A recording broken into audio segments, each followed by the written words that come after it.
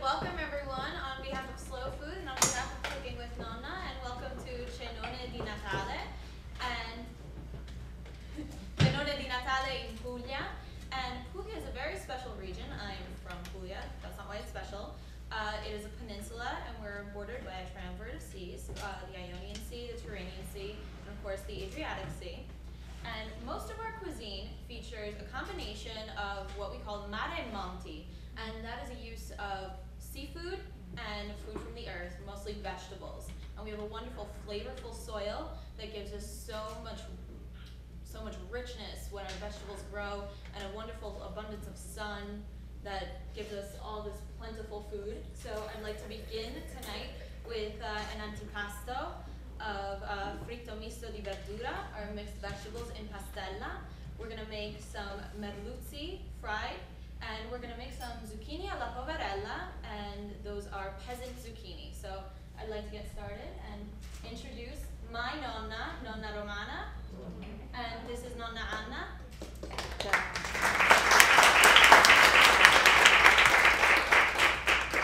let me just delegate a little bit. Nonna, tu vieni di qua.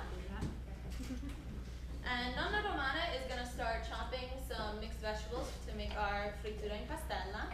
And Nonna Anna is going to start our zucchini alla poverella. So, incominciate con cominciamo. Sì, cominciamo. Allora, questa è una zucchina. Prima di then everybody understand Italian, or do I have to speak English? my English is a little bit, you know. Okay, this is a green squash.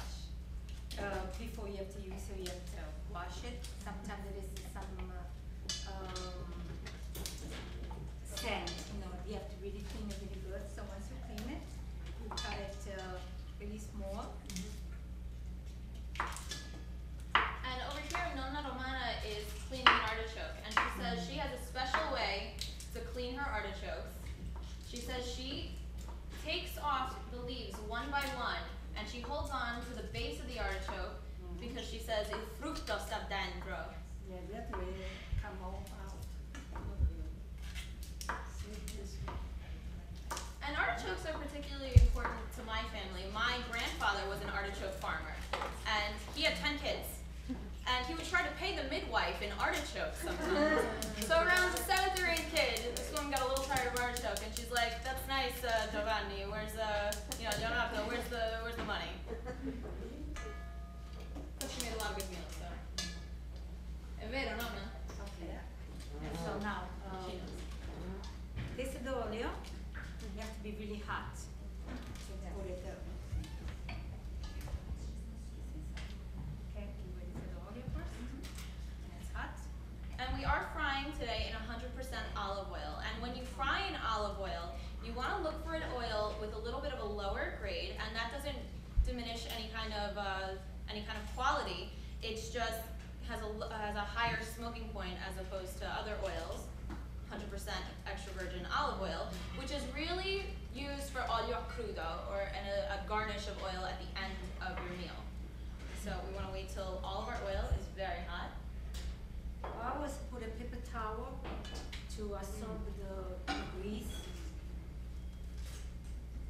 When it's hot too. What you have to do, try one first. That's mean if it's not ready, you can wait a couple of minutes. And we split our artichoke. She calls it la paglia, and there are these little hairs that form in the artichoke, and that's not very tasty. You don't want to eat that. And I want to point out that we're using the heart of the artichoke, only the heart of the artichoke. And by no means will the rest of the artichoke be discarded, because Nonna does not throw anything away. I have an apartment to prove it. So the stem will be used for something else. The leaves will be used. I don't like throwing nothing. But in our frittura, the part that will really melt in your mouth when we fried it in our pastella is the heart of the artichoke. So that's what we're using today. And we're also putting them in a little bit of water to prevent them from turning black, because they'll oxidize with the air. Water that way. We have to come black. Not ready yet? It's not ready yet? And we're also using some fresh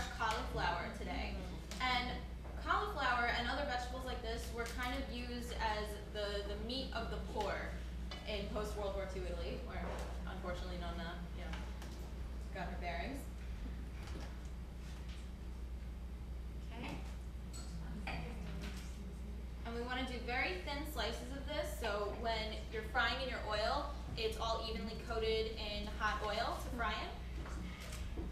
And Anna Yulian, patience. Yeah, you have to have a patience. If you have to cook and if there's no patience, there's no food, right? What you could do is just eat it raw. Okay.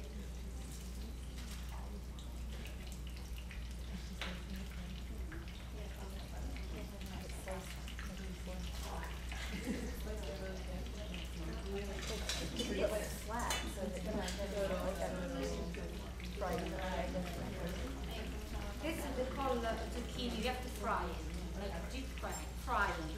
You have to put a nice oil inside to make a deep fry.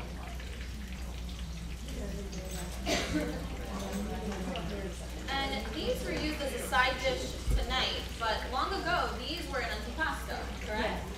Yeah. No, this was not antipasto. This was the food. It was the food. The main course. The main course. That's why they call poverella. Poverella means poor people. Yes.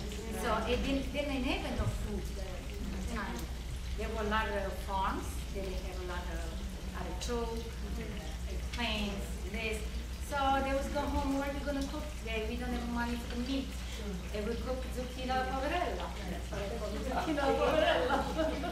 And we're gonna start to make our pastella now. And a pastella is like a savory batter. And we're gonna start with the flour. First the eggs. Yeah. Just checking if you know. Who said In this age, I know a lot too.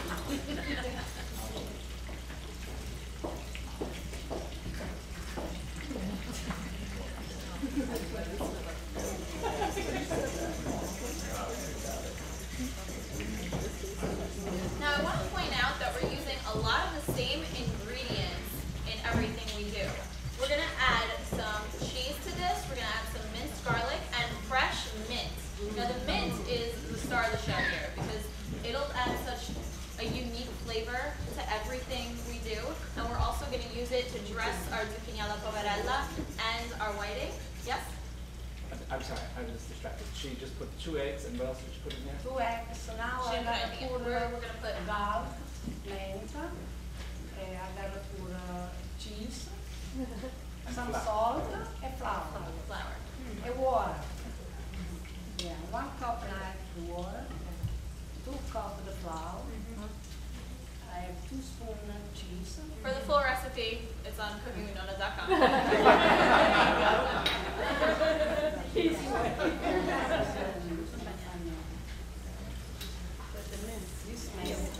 Yeah. That's very good. What kind of cheese I'm We're using Parmigiano. You can use any kind of cheese you want. Fontina works well. We love Grana Padano because of the sharp flavor. Or even some pecorino. Nonna likes Parmigiano. We use what Nonna likes. Well, we don't use Parmigiano. It's more taste. Yeah. Pecorino is good too. Yeah, Pecorino is more strong. That's right. And depends on the flavor. Right. And then you can mix, yes.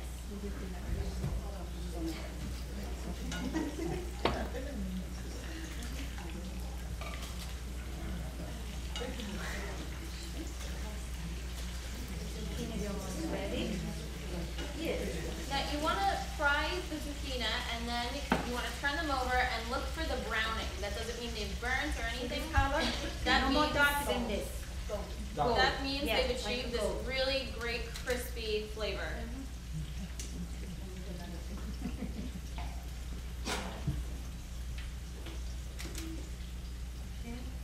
And we've added our flour to our pastella, and you want to wait until it achieves kind of a pancake batter consistency. And what happens if it's you put too much water? No good. They don't come good. Scatoloni al centro. Yeah. Oil.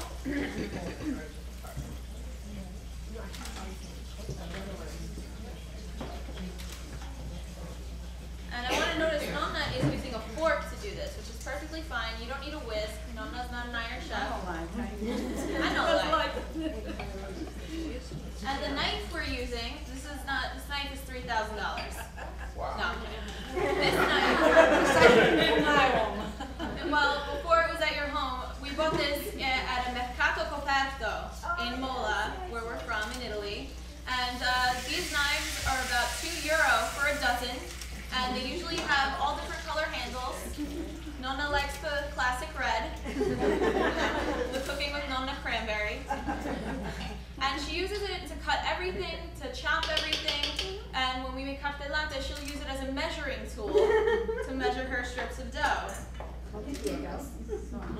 All right, this is the zucchini. Okay. Nice and gold.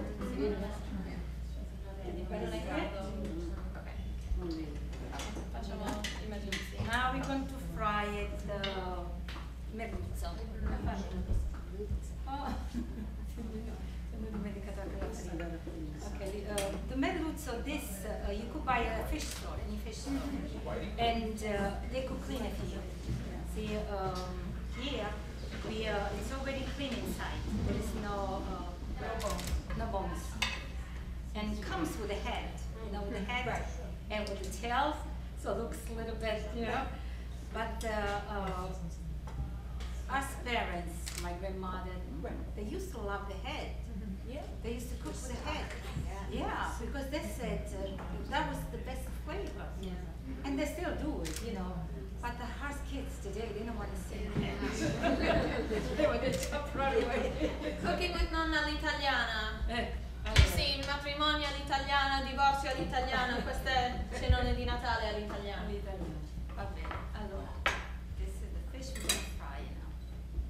Let's go with this one.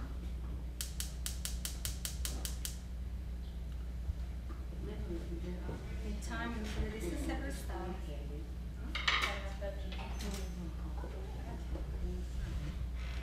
Now when we fry the fish, make sure this is really dry. Dry with a big towel. Because when it's wet, the flour doesn't get inside really. So when you fry this, right away when you put inside the flour and then you turn and then you shake, don't leave inside there because it comes, it's not crispy anymore. So right away it's fried. Because the fish absorbs the flour. Yeah, too and much. then And I want to point out, a merluzzo it's in the cod family of fish, and when a merluzzo grows past this length, past about 3 or 4 inches, it's considered a cod. Okay. So we're using technically a baby cod. And we eat merluzzo around Christmas time. One of the reasons we eat it is to celebrate our health, because when in Italy, if someone was in the hospital, if someone wasn't well, you would go to them with some merluzzo or a chicken breast. And I remember so many times when I was a little girl and I was sick, my nonna would make me brodetto di merluzzo, or a merluzzo broth, right? Yeah, I don't remember. She remembers. Sometimes I make, I cook merluzzo about, I put some water and lemon. Yeah, that is good. It's good too. Like that. Ma il brodino di merluzzo, ti ricordi che lo facevamo spesso? Il brodetto. Il brodetto, sì. In the end, it's a white fish. It's very healthy. Cook some rice, pastina. She throws me under the bus.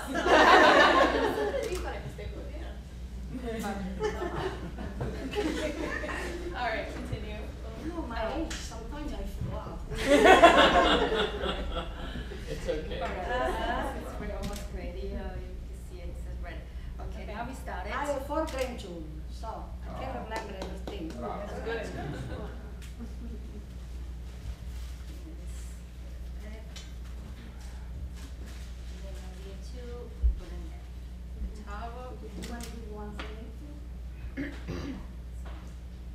This is the way you do it. You don't need to get dirty on your hands. Get to both sides. Senza sale. Senza sale. Il sale si mette dopo. Ok. Sì. Dopo che è fritto si mette il sale. Also, the Adriatic Sea, where we come from and where we would get our merluzzo from, is 3 times saltier than all the other bordering seas. So you need very little salt whenever you cook your seafood. And also, it kind of already cooks your food because it's cured. Your seafood is in a way cured. That's why we're famous for our octopus, and we're famous for eating our octopus raw. But it's not really raw because it's kind of been cured by the sea. Caldo. Va bene, l'ho già fatto. Make sure you shake it.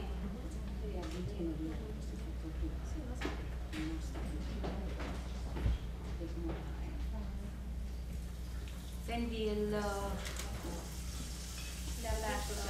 vabbè, non importa, ora lo chiudiamo. If your fish opens, you can just Yeah, close it up. chiudiamo. Non lo sapete se sono aperti.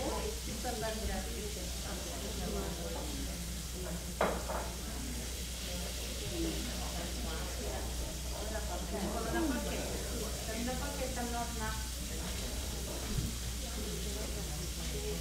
Now making merluzzo this way is a great thing to do if your fish has kind of been sitting in your refrigerator for a couple days, if you didn't have time to make it. And typically in Italy, they would make it on Christmas Day, the ones that were left over from Christmas Eve, because Italians throw nothing away. I reiterate. And when we dress these with our vinegar and our garlic, it kind of preserves the fresh flavor, and that's the winning flavor over the flavor of the merluzzo. And I also want to point out that the focaccia in your bread basket tonight is a focaccia barese. And what makes it a focaccia barese is the use of tomatoes and oregano. And the oregano in Bari is dried, sun-dried. And in the month of August, we have something called il soleone, which is the hottest sun, possible all year round. And it comes only in the month of August. And that's what allows the tomatoes to grow in the south of Italy because they need such a plentiful sunshine. And that's what makes it a delicious focaccia barese.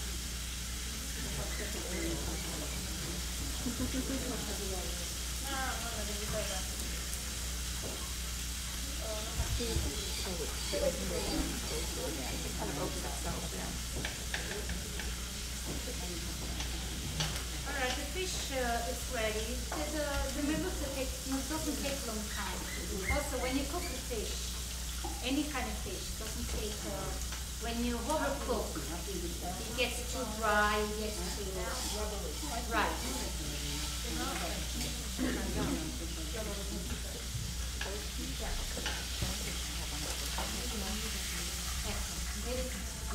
Abbiamo chiuso.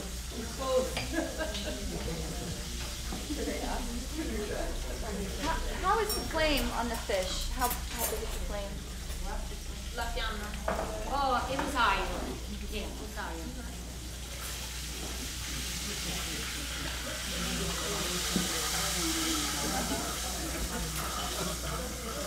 So we're beginning to fry our vegetables in pastella, and that's why we made such thin slices of cauliflower, so they're completely enrobed in oil. Did you hold up one of those cauliflower slices? Excuse me? Did you hold up one of the cauliflower slices? Like the one of the... Vedremo cavolaccio. Please hold it off. You want to start strip? Yeah. Great. Thanks. I don't know if everybody...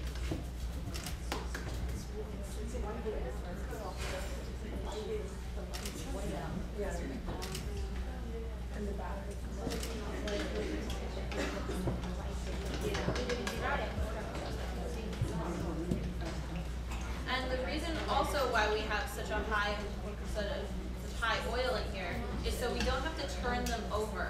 So they cook evenly all over the place. You can kind of leave it alone for a minute or two and just pick it out and check the color. Your pastella vegetables have to have a tan. You don't want them white, otherwise there's raw batter on the inside and it's only crispy on the outside.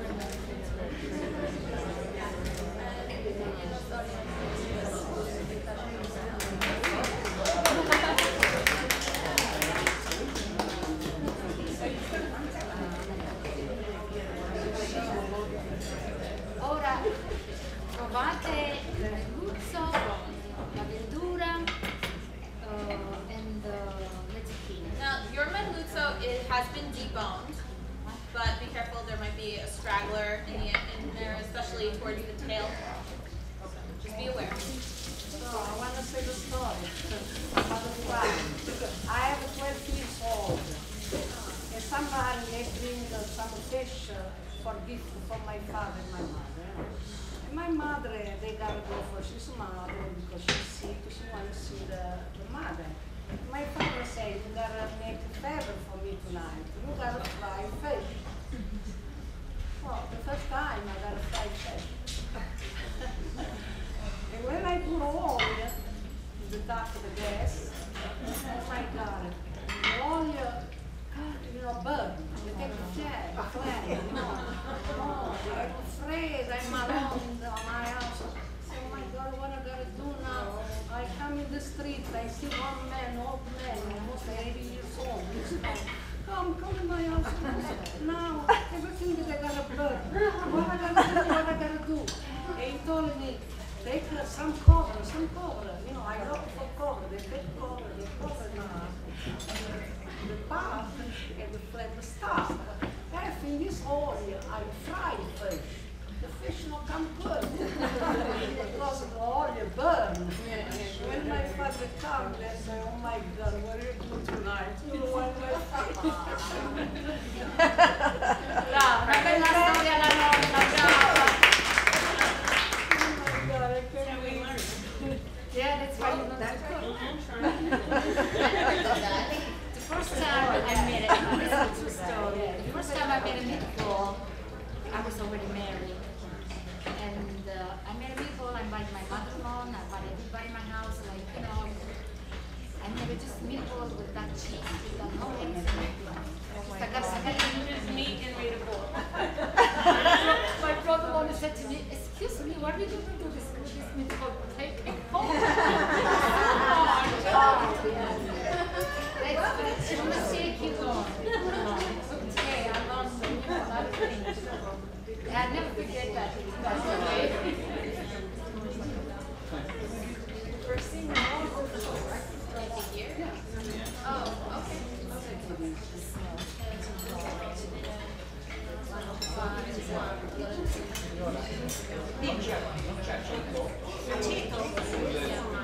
Sì, c'è aceto. C'è aceto. No, adesso devo preparare le zucchine con l'aceto e mezzo. Allora, le zucchine e il mezzo e la stessa salsa.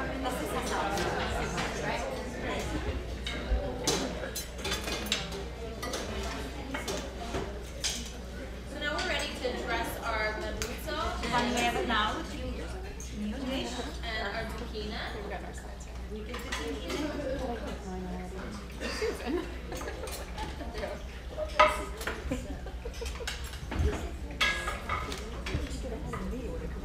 And we're going to use the same dressing for both the zucchini and the merluzzo, and it's made up of red wine vinegar, some minced garlic, some fresh olive oil, and some fresh mint. Again, the mint. Yeah. And these are all really clean flavors that go together very well, and we use them throughout our cuisine. Ecco, vedi? Lo metti sopra e if you let it stay this a couple days in the frigidaire, oh, it's the best. Yes. These typically would both be made either the morning of your big dinner or even the day before, because they can both be served room temperature, and you want the dressing to really seep into all your vegetables in your merluzzo. Can you see it back there? It's hard to see the prep work. See what's hard. cooking. We'll move closer. As you come in this way now.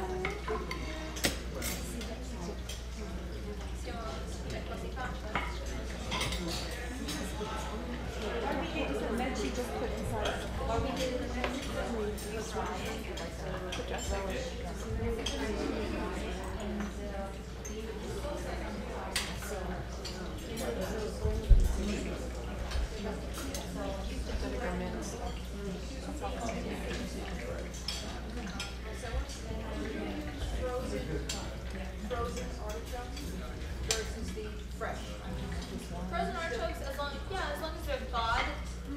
properly thawed and dried, then there's no problem.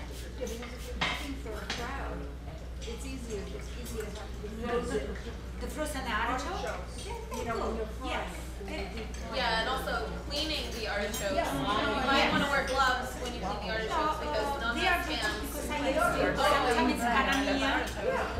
Occupational They're really hazard. good. They're really good. You could fry that. They taste more right.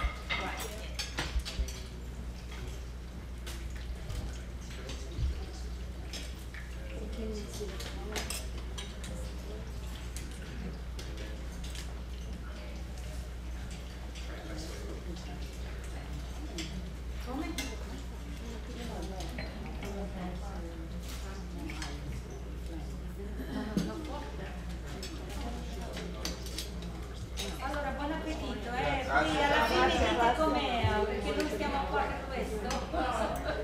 Se non vi piace, se vi piace, dite qualcosa è buono. Buono? They love compliments. They're not modest men.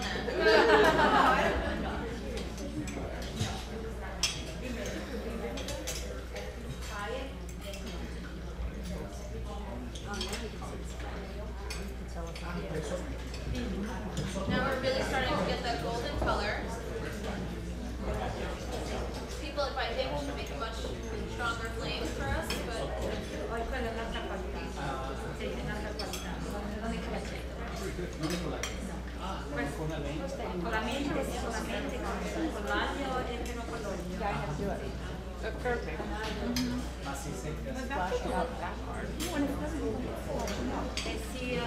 Sì, è come fare i pomodori secchi. Anche i cannoli fanno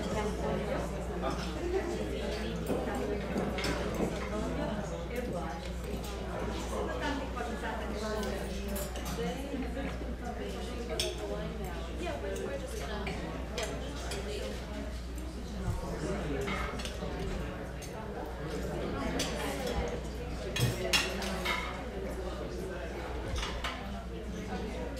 So now we're ready to plate.